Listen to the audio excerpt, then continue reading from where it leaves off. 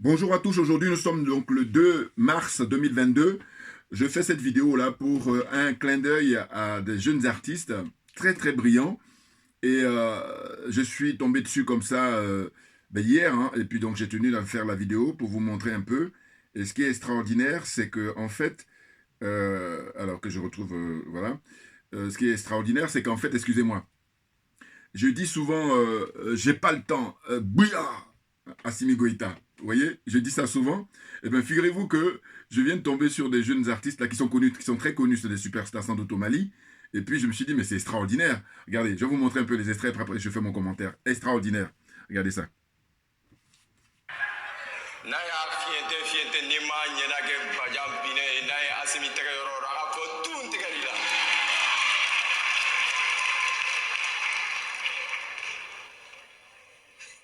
Monsieur le Président, Oui, on dit que la démocratie est le pouvoir du peuple, par le peuple et pour le peuple. eh bien, c'est un classique, N'est-ce pas? bien sûr. Ok. Supposons que nous soyons dans une famille de 10 personnes et que 8 personnes veulent manger de la pizza au dîner, pendant que 2 personnes veulent manger du shawarma au dîner. Alors, qu'est-ce que vous allez faire? Mais la majorité va l'emporter. On va manger au dîner la pizza. Alors, pourquoi dans notre famille, si nous voulons manger de la pizza au dîner, vous nous obligez à manger du shawarma au dîner? Eh bien, Monsieur le Président, vous ne pouvez pas aimer notre ventre plus que nous-mêmes. eh bien, Monsieur le Président, ayez le vous sens de ne l'écoute. pouvez pas vous inquiéter de la sécurité et du développement de notre ventre plus que nous-mêmes. Si notre ventre souhaite manger du tigadena, pourquoi vous voulez que nous mangions du djabadji? Voilà. Monsieur le Président, Oui, laissez-moi vous rappeler de cet adage d'un grand penseur russe qui a dit Krikitichi Ibrahimovic. Si ça c'est un peu compliqué pour vous, laissez-moi vous le dire en coréen. En Corée du Nord, bien sûr. Qui dit Chonwanchinchon ou Chuanchono. Si tout ça là est compliqué pour vous, revenons ici, chez les bobos. Président, sous votre respect, avec vos bois. Kanato Mandala Gantantega Mayane. Chez les bois. Qui dit Womampenzon, Guzmampenzon. Qui veulent tous dire que le choix et le goût ne se discutent pas. Monsieur le Président, est-ce que nous nous sommes une fois mêlés de vos affaires, de vos menus chez vous là-bas, pendant que chez vous, vous mangez des salades sautées à la cornichon, des dindons violets aux pizzas enceintes, je ne sais pas, est-ce que nous nous sommes une fois mêlés de vos affaires? Jamais. Monsieur, Mais vous avez peur de parler plus fort ou Monsieur quoi? le Président. Parlez. Monsieur le Président, votre prestance m'impressionne beaucoup, mais je vais vous dire quelque chose. Fendo Kadié, ma maïma. Eh bien, ne polémiquons pas, rentrons dans le vif du sujet. Je ne peux pas comprendre que moi, Macron, avant quand j'appelais les autres présidents africains, ils répondaient automatiquement. Mais avec vous, c'est différent. Je vous ai appelé plusieurs fois et vous n'avez pas voulu répondre à mes appels. Macron, nega téléphonie, ok. Voilà. Appelle-moi, Vous voyez, c'est excellent. C'est excellent. Pourquoi? Parce qu'en fait, l'idée m'est venue comme ça, spontanément. Quand je disais dans mes, comment dire, dans mes interventions, je disais que j'ai pas le temps à Simi Goïta, mais en fait, là, j'ai l'illustration avec le sketch de ces jeunes gens-là, qui sont très très jeunes, c'est incroyable, et c'est très agréable de découvrir. Il s'appelle, le groupe, c'est Garibou Fama Comedy. En fait, j'avais vu ça comme ça il y a quelques temps, on va dire il y a quoi, quelques mois, voilà, sur Internet. Et là encore pareil, merci à tous ceux qui ont inventé Internet, notamment le frère du Nigeria. C'est extraordinaire. Parce que je me dis toujours que s'il n'y avait pas Internet, comment on peut avoir ces genres de, comment on appelle ça, de découvertes. Voilà. Donc c'est extraordinaire. Hein. On en a à volonté. Donc maintenant, il faut juste prendre le temps de regarder comme ça. Et puis voilà, on se fait un plaisir énorme d'apprendre, de découvrir. Vous comprenez? Donc le groupe théâtral, c'est Garibou, Fama, Comédie. Ils sont très connus au Mali, je suppose, j'imagine. Parce qu'ils traitent de la vie sociale, la vie en société, la vie au Mali, en fait, la vie africaine notamment. Et puis là, maintenant, il y a des comédies qui font comme ça sur le colonel Assimi Goïta et c'est extraordinaire. Donc ça dure moins de 11 minutes, vous voyez. Donc je vais vous envoyer le lien tout naturellement. Et puis autrement, ceux qui sont pressés, vous tapez sur YouTube Garibou, hein, G-A-R-I-B-O-U, Fama, F-A-M-A, plus loin, comédie. Voilà, et vous allez trouver ça très rapidement. Voilà. Bon, bah écoutez, c'est excellent. Ah oui. Et quand c'est comme ça, toujours pareil, moi j'adore les comparaisons. J'ai dit, bon, maintenant il faut aller vous intéresser dans la zone, la CFA, les aliénés, les complexés, les corrompus, dans les différents pays, comment ça se passe, les représentations théâtrales, notamment des beaucoup plus jeunes, de la génération d'aujourd'hui en fait. Vous comprenez? De quoi ils parlent? Ils traitent de quoi? Que ce soit en Côte d'Ivoire, que ce soit au Togo, que ce soit au Bénin, que ce soit au Niger, en Mauritanie, qu'est-ce qu'il y a encore au Burkina Faso, qu'est-ce qu'il y a encore au Gabon, hein, Congo-Brazzaville avec l'autre franc-maçon de Sassou Nguesso, qu'est-ce que j'oublie encore au Cameroun, au Tchad, qu'est-ce qu'il y a encore? Vous voyez, toute cette sphère-là, francophone, et puis aussi, bon, on sait que dans le CFA, il y a les deux pays, là, ça me fait mal au cœur, moi, hein, je vous dis ça souvent, parce que je me dis qu'on chope, que la France récupère encore les francophones dans l'habitude. Mais par contre, elle a réussi à mettre dans son précaré, hein, une ancienne colonie espagnole qui est la Guinée équatoriale, une ancienne colonie portugaise qui est la Guinée-Bissau. Ça me fout. Je vous dis, franchement, je me dis, alors là, là, pour moi, ces deux exemples-là montrent que la France, si ça dépendait que d'elle, elle aurait pris toute l'Afrique. On est d'accord, voilà. Et puis, soit j'ai le temps aujourd'hui, ou soit dans les jours qui viennent, je vais montrer une intervention du président Vladimir Poutine, cet homme-là qui a les couilles. Et quand dire les couilles avec lui, c'est un euphémisme. Voilà. Il faut trouver des mots encore plus forts. Non, mais il donne des leçons de géopolitique, d'histoire à tous ces gens-là qui sont des escrocs, qui passent leur temps à donner des leçons depuis des siècles, alors qu'ils sont dans une fuite en avant, ils sont dans le mensonge, hein, le déni. Voilà. Enfin bon, je vais vous montrer ça quand j'aurai le temps. Là. Je dis soit aujourd'hui, soit dans les jours qui viennent. Donc je me présente, Djoubian, c'est mon surnom sur le net, et puis je me définis comme étant panafricain, très très convaincu, et accessoirement je me veux être spécialiste de la France. Je rends hommage à ces jeunes gens parce que je me dis c'est extraordinaire, une jeune génération comme ça qui a tout compris. Ah bah oui, ils ont tout compris.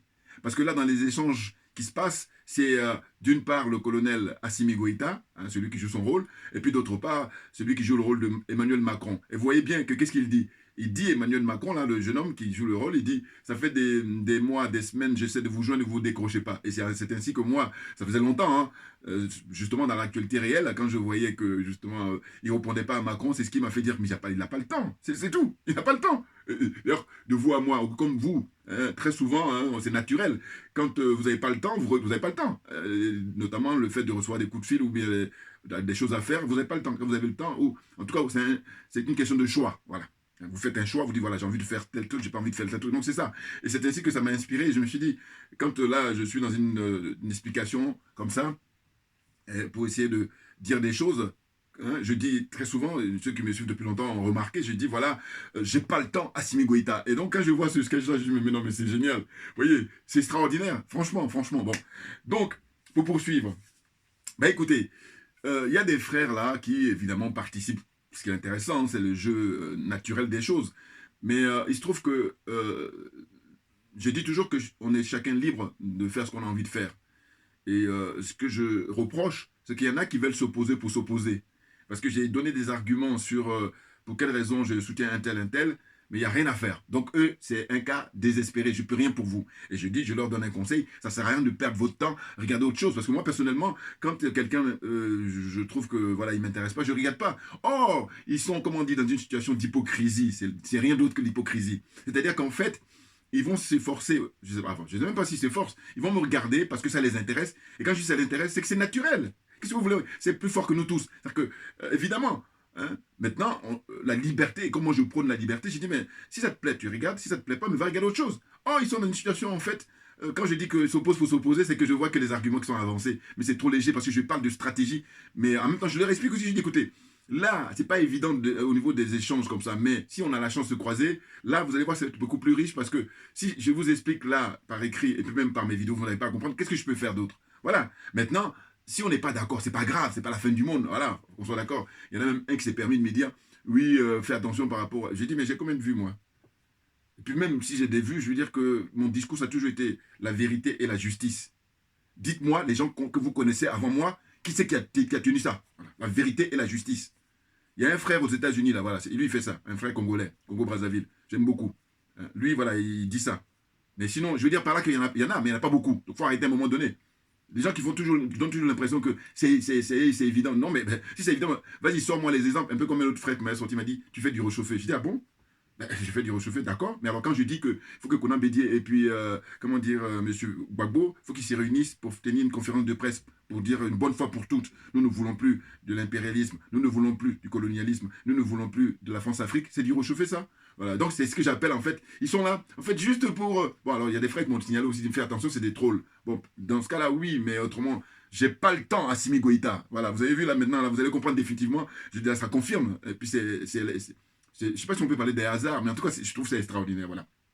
Moi, je trouve ça extraordinaire, voilà, que ces jeunes gens-là que je ne connaissais pas, et moi, dans mon inspiration personnelle, par rapport à ce que je peux percevoir sur l'actualité malienne et tout ça, l'actualité africaine en général, voilà, et voilà, je peux réagir comme chacun de nous, c'est naturel ça aussi, pareil.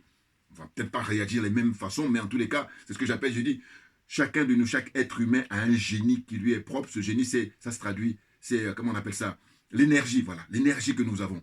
C'est propre à chaque individu. Il n'y en a pas deux, c'est un seul, voilà, c'est la nature qui a conçu ça. Même on peut parler du miracle, d'une certaine façon. Simplement, il ne faut pas qu'il y ait des gens qui empêchent ça, cette énergie-là. C'est tout. Autrement, si chacun reconnaît l'énergie d'autrui, hein, voilà, là, on cartonne tous. Et puis quand je dis on cartonne tous, c'est qu'on est tous gagnants. Or, il se trouve qu'on n'a pas tous cette façon de voir les choses. Disons-nous les choses, soyons clairs, soyons honnêtes, soyons sincères. Ben oui, c'est malheureux, mais c'est comme ça. C'est la nature malheureusement aussi qui a conçu ça, parce qu'il y a avantages et inconvénients. Voilà. Mais toujours est-il que, comme je vous le dis, j'ai dit, mais vous allez vous-même dans la vie de tous les jours, vous allez constater qu'autour de vous, il y a des gens que vous allez considérer comme généreux, il y a des gens que vous allez considérer comme ingrats, il y a des gens que vous allez considérer comme, que dis-je encore, hein, égoïstes, tout ce que vous voulez. Donc voilà, c'est la nature qui a doté de ça.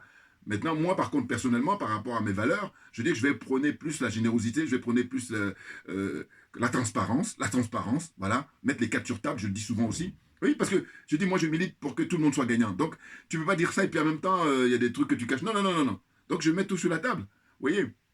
Quand je vais dire que pour la Côte d'Ivoire, je soutiens M. Mamadou Koulibaly. Mamadou Koulibaly n'a pas du sang sous les mains. Dites-moi le contraire. Vous voyez? Et puis, qu'est-ce qu'on apprend comme dans l'actualité aussi, c'est que, par exemple, l'ambassadeur de Côte d'Ivoire, là-bas en Ukraine, c'est qui? C'est l'ancien chef d'état-major, oui, chef d'état-major, Mangou de M. Laurent Gbagbo. Vous vous rendez compte? Et du coup, il n'y a pas que lui, hein, parce qu'il y a aussi Alcide Djedje, qui travaille avec Ouattara. En fait, moi, ce qui me fait mal au cœur pour ces gens-là, c'est surtout qu'avec Gbagbo, ils avaient occupé des postes, mais c'est des postes, très, très importants. Vous vous rendez compte? Mais oui, parce que si encore tu as occupé un petit poste, on dit bon, c'est pas méchant. Mais quand tu as des postes comme ça, chef d'état-major, d'une part, ministre des Affaires étrangères, il n'était même pas secrétaire d'État, hein, je crois qu'il était ministre des Affaires étrangères sous Gbagbo. Et bien ce gars-là, il est maintenant un collaborateur de Ouattara. Tranquille. Alors, quand on est simple fonctionnaire, c'est autre chose. Or, quand on a des postes comme ça, c'est pas anodin. Je veux dire par là que c'est pas ordinaire. Voilà, parce qu'il y a un fonctionnaire, voilà, de base, lui c'est normal, on change d'administration, on change de président, donc il y a une continuité, qu'on appelle la continuité de l'État. Oui, mais c'est pas la même chose. Hein. Là, ce dont il s'agit, c'est des gens qui ont des postes très politiques. Parce que quand le président fait la nomination, c'est pas comme ça, regarde dans un annuaire, hein. Non, non, non, non, non, ou dans la rue, et puis quelqu'un qui est gentil. Non, non, on est d'accord, voilà. Donc, c'est des choix politiques. Et à partir du moment où c'est des choix politiques, éminemment politiques, mais ça veut dire que ces gens-là, il faut que ce soit des gens dignes, il faut que ce soit des gens loyaux. Or, c'est pas le cas. Vous voyez, alors quand je cite ces deux exemples, il y en a d'autres, hein, il y en a plein.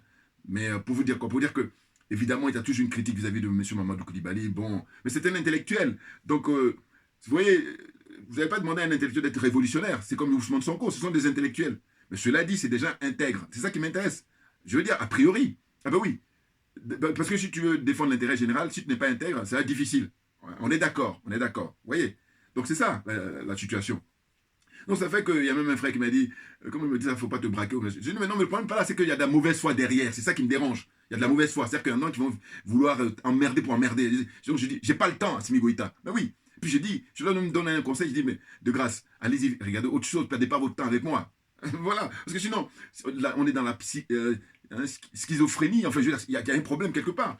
Moi, je dis, je suis comme vous, moi, je regarde aussi des gens. Mais si je commence à voir... Je prends l'exemple toujours de Franklin Nyamsi. Je dis, mais le professeur Nyamsi, qui est très qualifié, je dis, mon problème avec lui, c'est par rapport à, comment dire, Guillaume Soro. Le jour qu'il va annoncer qu'il n'est plus avec Guillaume Soro, s'il peut vivre sans Guillaume Soro, il le dit officiellement, c'est fini. Moi, j'ai rien à lui reprocher, parce que c'est quelqu'un de très brillant, quelqu'un de très éloquent, quelqu'un qui est très cultivé. Vous voyez, voilà. Donc, je précise pour quelle raison.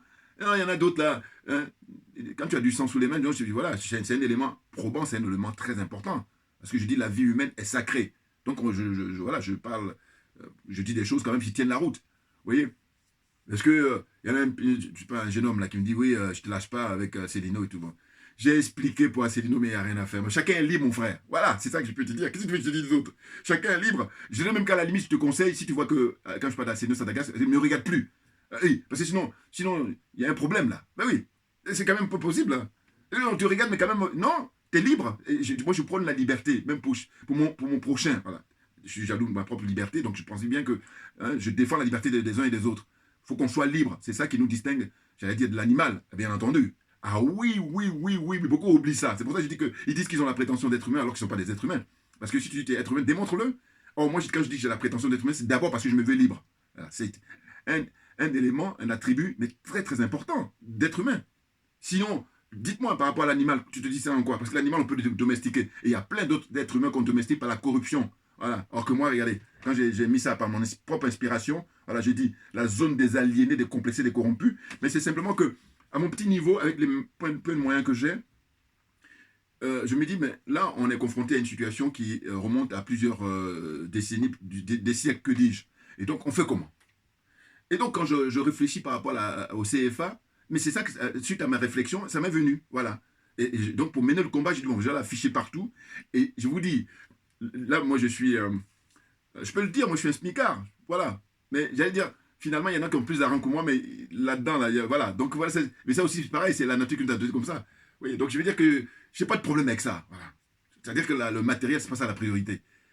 Je préfère être riche là-dedans plutôt qu'être riche matériellement parce qu'il y a plein d'idiots là. Voilà. Et puis ce sont eux-mêmes qui font qu'on est dans le chaos. Chaos avec même les deux sens. Chaos, KO. Et puis le thème anglais, knock out. Et puis chaos, CHAOS. Là, voilà. Vous comprenez ce que je veux dire? Voilà. Donc les trucs sont clairs pour moi. Non, mais franchement, il faut arrêter à un moment donné. Ne pas perdre de temps. Voilà ce que j'appelle perdre du temps. C'est pour ça que je dis, j'ai pas le temps, Assimi Goïta. Alors, on continue. Le cas du Mali, c'est quoi? Mais le Mali est très très riche, figurez-vous. Il n'y a pas que le Mali, parce que je me rappelle, Madame Biloa, c'est une journaliste camerounaise qui un jour est invitée sur LCI, là. Enfin non, la chaîne parlementaire, voilà, c'est ça. La chaîne parlementaire française. Et ça remonte maintenant à 5-6 ans, hein, ou même 7 ans.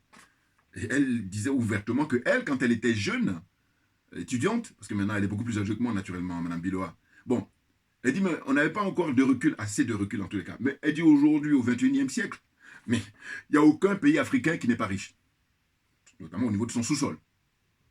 Tous les pays africains. Vous voyez?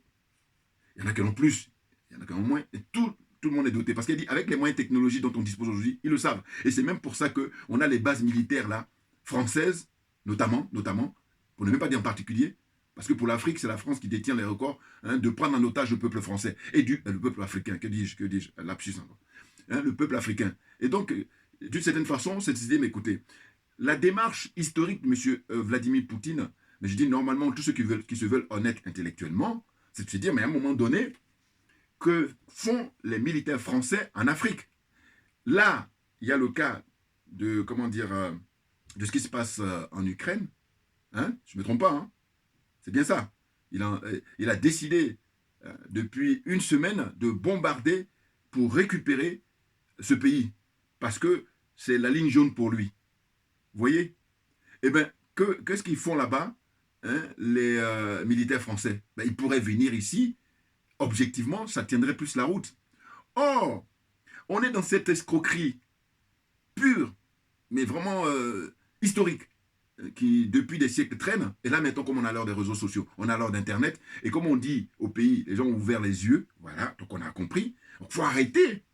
Sinon, vous continuez dans la bêtise, vous continuez à insulter l'intelligence des gens. Et j'ai dit que moi, à ma petite manière, dans ma réflexion, c'est là aussi pareil, réflexion personnelle. J'ai dit, quand vous vous foutez de la gueule de quelqu'un, c'est une chose. Mais le pire, c'est pas ça. Le pire, c'est quand il ne s'en rend pas compte. Ça veut dire quoi? C'est que par là, quand vous foutez de la gueule de quelqu'un et qu'il s'en rend compte, mais qu'il fait toujours mine, là, ça devient intéressant. Et c'est actuellement le cas. C'est-à-dire qu'on a compris. Donc, c'est terminé. Parce qu'il fut un temps où il n'y avait pas beaucoup d'Africains qui avaient compris ce jeu-là, où la France pillait les richesses, escroquait les Africains à tout point de vue, au niveau intellectuel, au niveau moral, au niveau spirituel, tous les niveaux. Et puis, piller les richesses sous-sol et tout ça. Donc, on a compris ça aujourd'hui.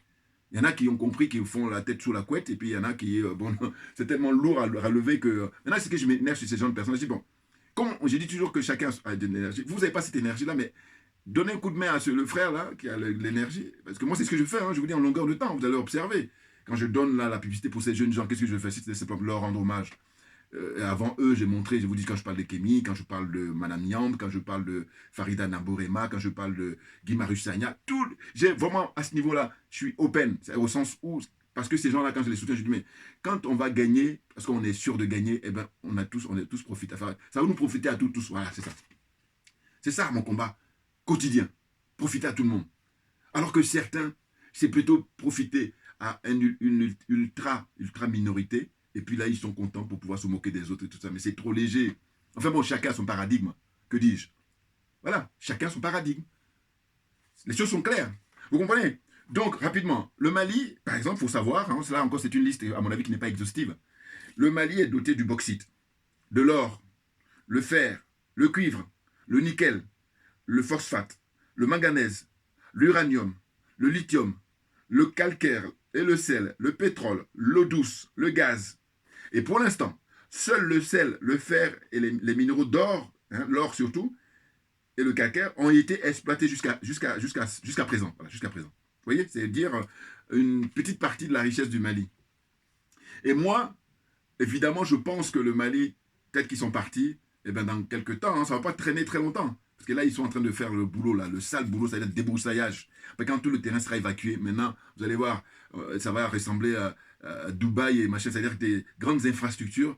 Alors, c'est pas le paradis, mais je veux dire par là que le problème, c'est que à un moment donné, il y a des trucs de base qu'on n'a pas. C'est ça qui est embêtant. Ben oui, dans des pays qui sont très très riches, l'uranium, là, quand on dit pour l'uranium, enfin, au Niger, voilà, quand on dit c'est la honte, là, la honte, le mot est faible, trouver un mot encore plus fort. Vous comprenez? Donc, je poursuis. Le Mali, on nous dit qu'au jour d'aujourd'hui, est le 3e producteur africain d'or.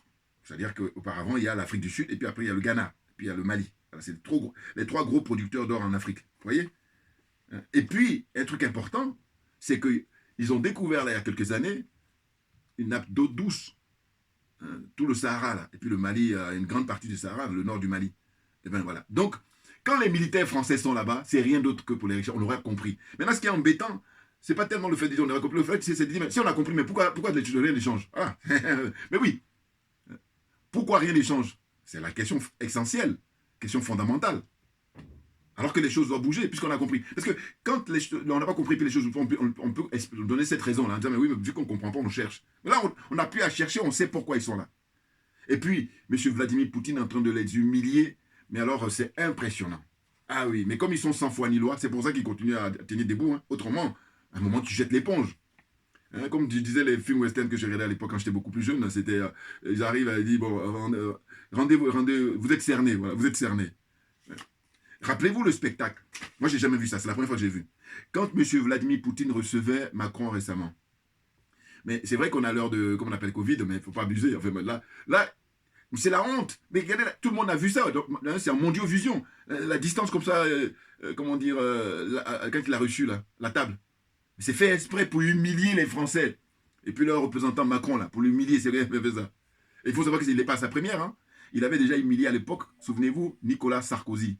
Eh oui, l'expérience de Sarkozy, c'était quoi? C'est que, comme nous, on n'est pas dans le secret des dieux, et puis voilà. Mais par contre, comme on est sur la terre des hommes, donc à un moment donné, il va y avoir des fuites.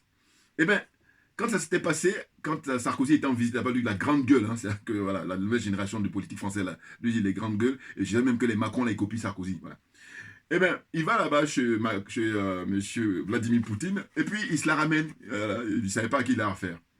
Et toi, tu es un jeune étudiant en droit, hein, rigueur, on va dire, avocat, hein, en droit des affaires, et puis tu as affaire à un ancien du KGB. Il rigole pas. Donc il a réussi comme ça, les yeux dans les yeux. Puis il a dit, calme-toi. Parce que sinon, moi, mon pays, il est comme ça, toi, ton pays, il est tout petit, je vais t'écraser, et je peux te faire de toi, si tu veux, le roi, mais calme-toi. Et ceux qui ont assisté à la scène, en tout cas qui nous rapportent, on nous dit que Sarkozy, à l'époque, voilà, après ça, il était venu faire une conférence de presse, et dans le monde entier, quand on a vu la conférence de presse, il était grandi. Mais c'était impressionnant. Et donc, on avait l'impression que, bon, alors évidemment, la réaction que tout le monde a eue, c'est de dire il a bu du vodka, parce qu'ils sont connus là-bas, les Russes, c'est leur boisson préférée. Bon. Alors qu'il n'en est rien, puisque ceux qui connaissent Sarkozy disent non, il ne boit pas, lui. En tout cas, il ne boit pas de l'alcool. Voilà. Voilà. Donc, il y a des gens qui boivent, puis il y en a qui ne boivent pas. Ça existe, hein, voilà. Et quand je dis qu'ils boivent, c'est qu'ils ont la renommée. Puis il y en a d'autres qui ne boivent pas du tout, ou qui boivent un petit peu. Alors qu'ils boivent un petit peu, c'est rien du tout. Parce que, voilà, vous comprenez ce que je veux dire, voilà. Donc, Sarkozy est connu pour ne pas boire. Ce qui veut dire quoi? C'est-à-dire que si il n'a pas bu et puis il est comme ça. Mais non, il a été assommé. Parce que le cerveau a pris un coup. Et vous savez très bien. C'est le cerveau qui décide de tout. Hein. La parole, la réflexion, les mimiques, tout ça. Voilà. Donc il a été assommé, le mec. Voilà. Et il n'en revenait pas. L'autre, il lui a dit les 4 vérités, les yeux dans les yeux. Il a dit, voilà, tu fais attention, je rigole pas, moi. Et Sarkozy, justement, comme il bombe le torse vis-à-vis des Africains, à l'époque, il allait insulter les Africains là-bas tranquille, comme ils ont pour habitude. Rappelez-vous, le discours qu'il a prononcé à l'époque en disant que l'homme africain n'est pas rentré dans l'histoire. Mais quand il a dit ça à l'époque, figurez-vous que moi, je suis parti des gens, parce que je ne suis pas le seul, hein, mais qui n'avaient pas mal pris ça. Parce que je dis, j'ai même à l'époque, quand YouTube n'avait pas encore coupé mes vidéos, j'avais dit, en fait, ce discours-là ne me dérange pas. Pourquoi? Mais parce que je dis, il faut toujours savoir où t'en es. Moi, je sais où j'en suis. Donc, toi, tu vas venir raconter ta salade, c'est un peu les gens qui font les commentaires, c'est pas mon problème. C'est-à-dire, si tu es honnête, je respecte. Mais si c'est pour juste m'emmerder, j'ai pas le temps. Assimi Goïta, j'ai pas le temps. Voilà. Donc, il est question de savoir où on en est. Donc, Sarkozy, lui, il a des conseillers, hein, je sais plus, Guénaud, je sais pas qui avait écrit son dictionnaire. Puis donc, il dit n'importe quoi. Donc, moi, ça ne m'offense pas trop. En revanche, j'ai vu qu'il y a plein de, comment on appelle ça, intellectuels africains, notamment Mme Aminata Traoré, qui avait écrit et tout ça, dénoncer, voilà, il se fout. Mais j'ai dit non, j'ai pris ça en thème d'image. J'ai dit, vous savez quoi? Sarkozy n'est pas le premier président à rendre visite aux Africains. Avant lui, il y avait eu des général de Gaulle, il y avait eu des Pompidou, il y avait eu des Giscard, il y avait eu des Mitterrand et tout ça. Et qu'est-ce qu'ils font? Eh bien, Jacques Chirac, voilà, quand ils font leur discours, c'est ce que j'appelle les discours convenus. Donc, en thème d'image que je donne, je dis, c'est un peu comme vous êtes en train de dormir, puis quelqu'un, comme il fait froid, il vient vous mettre la couette. Mais vous allez passer la vitesse supérieure pour ronfler. Pourquoi? Vous trouvez le confort pour continuer. Eh bien, les autres, c'est ce qu'ils faisaient. Alors que Sarkozy, lui, quand il arrive, c'est un peu comme vous êtes en train de dormir, puis quelqu'un vient, ben, il vous enlève justement la couette, ou alors, pour aller encore plus loin, il verse de l'eau froide sur vous. Mais vous allez vous réveiller, c'est pas agréable, c'est vrai. Mais n'empêche que vous êtes réveillé, parce que quand vous êtes réveillé, ça vous permet maintenant de pouvoir savoir qu'est-ce qui se passe. Et puis vous allez pouvoir agir et faire ce qu'il y a à faire. Alors que si on vous met la couette là, tranquille, et puis vous continuez à ronfler, c'est fini. L'autre, ça lui permet justement de faire ce qu'il veut. Puisque vous êtes en train de dormir, vous êtes anesthésié là. Vous comprenez? Je ne sais pas si vous avez compris l'image. Enfin, voilà. Moi, à l'époque, c'est pour ça que j'avais réagi. Enfin, bon, voilà. Donc, tout ça pour dire que, vous voyez, on est dans cette situation-là où ces gens-là, ils sont pris la main dans le sac. Hein, et au lieu d'accepter pour qu'en bonne intelligence, on puisse échanger, sachant que l'eau douce, là, c'est tout le Sahara, hein, puis pas seulement, aussi du côté de la Namibie. Vous voyez, bah, tout ça, c'est disponible sur Internet, hein, donc il faut prendre son temps, aller faire des recherches, et vous allez trouver. Mais moi, je dis, mais à mon petit niveau, là, je vois ça. Mais je me dis, mais des gens qui sont très qualifiés. Mais on est simplement, pour moi, le 21e siècle, c'est le siècle de la corruption. Hein. C'est-à-dire qu'il y a eu la corruption depuis toujours, mais en tout cas, là, c'est sans précédent. Voilà. Voilà. Avant le niveau qu'a atteint la corruption au 21e siècle, il n'y en a pas eu avant. Dites-moi le contraire, toujours dans dans les commentaires, toujours dans une démarche pour faire avancer les choses. Et non pas pour je conteste pour te contester. C'est ridicule, les gars. Il faut arrêter à un moment donné. Et je dis, quand je vais encore plus loin, j'ai dit, mais perdez pas votre temps à regarder mes trucs, regardez autre chose, enfin, parce qu'il y a tellement de choses à regarder. Voilà. Puis quand je dis ça, je dis, moi pareil, hein, je fais pour les autres. Quand Niamsi a dit, donc je ne regarde plus. Et le jour où je vais apprendre qu'il n'est plus avec Soro, voilà, là je vais commencer à le regarder, parce que c'est quelqu'un qui est cultivé, qui a des choses à dire, qui sont intéressantes. Voilà. Donc, il faut bien comprendre mon propos, et non pas être de mauvaise foi, et puis, en fait, au lieu de prendre l'ensemble de mon propos, prendre juste la partie où il dit, il n'aime pas, donc je vais rien savoir. Alors que, non, il dit qu'il n'aime pas, il dit qu'il ne veut plus regarder professeur Niamsi, parce qu'il soutient Guillaume Soro, au sens où Guillaume Soro a du sang sur les mains. C'est ce que j'ai dit. Enfin, bon, bref. Donc voilà. C'est ce que je voulais dire aujourd'hui pour ma vidéo, et puis... savoir que j'apporte tout mon soutien naturellement au colonel, son excellence Assimi Goïta, au premier ministre Choguel Maïga, hein, aux autres colonels, hein, et puis il y a notamment le ministre de la Défense, Je dis même qu'il faut qu'un jour je leur rende hommage parce que voilà, c'est un travail d'équipe. Ils se sont trouvés là. C'est très très important. Ah oui, oui. Ils se sont trouvés. C'est très important. Et donc les autres pays doivent prendre l'exemple sur le Mali.